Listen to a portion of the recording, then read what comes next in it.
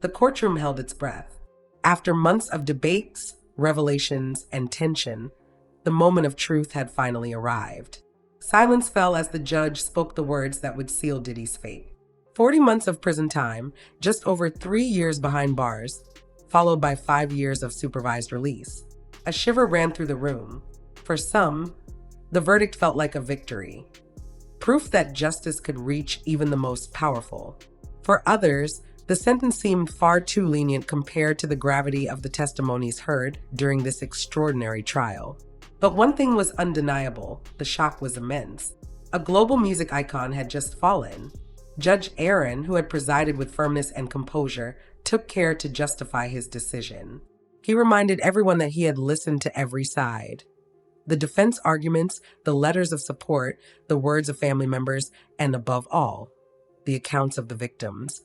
He cited Cassie and Jane, stating clearly that they were indeed victims, not willing participants. One passage of his remarks stood out in particular: his direct criticism of the defense's strategy. Until the end, Diddy's lawyers had tried to frame the alleged acts as consensual, almost voluntary relationships. But the judge rejected this narrative with unyielding firmness. His words echoed in the room like a moral condemnation, even before a judicial one. You must be held accountable. Yet the sentence sparked division. Some had hoped for at least 5 full years. Others saw the judge's choice as strategic, setting a solid term, difficult to overturn on appeal, ensuring the punishment would stick. Every detail mattered: 40 months, not one more. With time already served, Diddy would spend about 3 more years in prison. Beyond the incarceration, the supervised release to follow was viewed as crucial. For 5 years, every misstep, every violation could send him straight back to prison. For many, it was a safety net, a guarantee that his past behaviors could not repeat unchecked. Inside the courtroom, reactions were mixed. The defense tried to salvage their client's image, but the judge's tone had left little room for ambiguity. Diddy had lost control of his narrative. The era when he could dodge accountability seemed truly over. After the verdict was announced, all eyes turned to the defense. How would Diddy's team attempt to limit the damage, save his image, or spark sympathy? His attorney, Brian Steele, took the floor, determined to present his client as a broken man shaped by his past, rather than simply a guilty one. His plea followed a carefully crafted arc. First, he revisited Diddy's personal history. The murder of his father when he was just a child, the traumas of a violent upbringing, friends killed before his eyes in the streets. All, he argued, explained the inner demons Diddy carried. Steele highlighted his meteoric rise from nothing to building Bad Boy Records, a supposed symbol of resilience and hard work. Yet behind the success story, he painted a man plagued by PTSD, excess, and addiction. Then, the attorney tried to stir sympathy by describing life in prison. He spoke of a near-fatal stabbing, overcrowded cells with 25 men crammed together, stale air and water, so dirty it had to be boiled before drinking. According to him, despite such conditions, his client brought peace, even managing to reconcile rival gangs. But rather than move the court, these anecdotes often provoked smirks or outright mockery. Describing a global superstar reduced to eating chips in prison felt out of place, almost grotesque compared to the severity of the crimes. Instead of humanizing him, these details made the defense appear tone-deaf, even absurd. The most shocking moment came when the lawyer dared to read passages suggesting Cassie had enjoyed or wanted to please during the humiliations and sexual violence. By attempting to twist suffering into pseudo-consent, the defense crossed a red line. The judge immediately cut him off and made it clear: Cassie and Jane are victims, period. For many observers, this blunder destroyed what little credibility the defense had left, and may even have contributed to the harsher sentence. The missteps didn't stop there. A pastor called to testify about Diddy's supposed renewed faith accidentally revealed the contrived nature of his presence by admitting he had first refused, accepting only because the trip was paid for.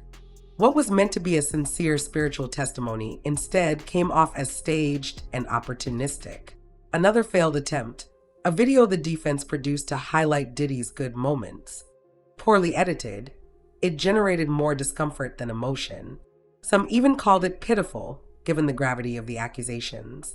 Another detail struck observers. Gina, a woman who had risked her reputation by writing letters of support for Diddy, expected to sit with his family in the front row. Instead, she was relegated to the back of the courtroom with strangers. For many, it was a cruel metaphor for the reality of Diddy's defense. A hollow cause where even loyal supporters were treated like extras. Between clumsy arguments and contrived displays, one truth became obvious. The defense had nothing to counter the crushing weight of the victims' testimonies. Amid all this, one voice cut through the noise, Mary Jane's. Invited to speak, the survivor did not dramatize or dwell on vengeance. In a simple but firm voice, she said the verdict felt fair because it finally acknowledged the victim's suffering while affirming Diddy's responsibility. Then, with chilling courage, she shared her own story. She spoke of the beatings, the stitches still marking her skin, the daily fear of being killed by a violent partner. For years, she had stayed silent, buried under shame and fear. But when she saw Cassie and others break theirs, she found the strength to speak out too. Her testimony rang as a universal call. Never stay silent again. Speak, record, and demand justice. She reminded everyone that behind every high-profile case are countless untold stories.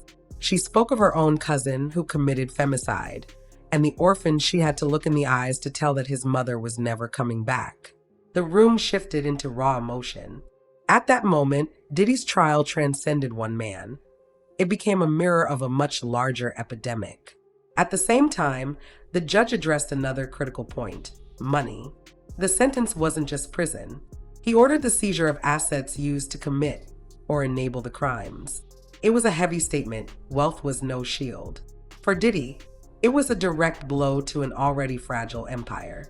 His millions remained, his music catalog too, but his untouchable image was irreparably fractured.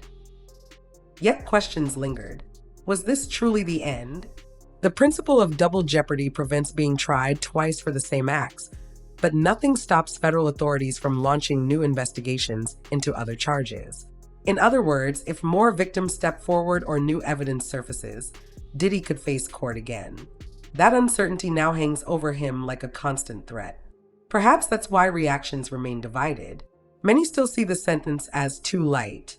3 years behind bars hardly seem to match the brutality described. Others acknowledge the 5 years of supervised release as a powerful safeguard against relapse. In the room, the atmosphere was strange, almost surreal.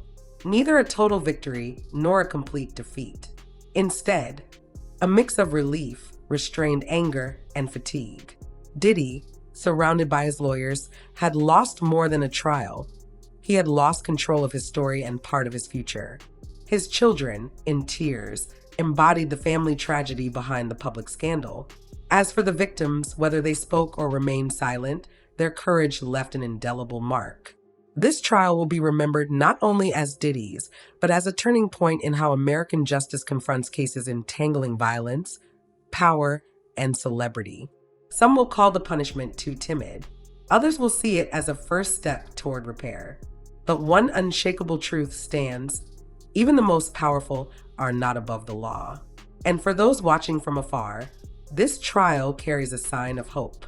Their voices can matter. Their words can break impunity.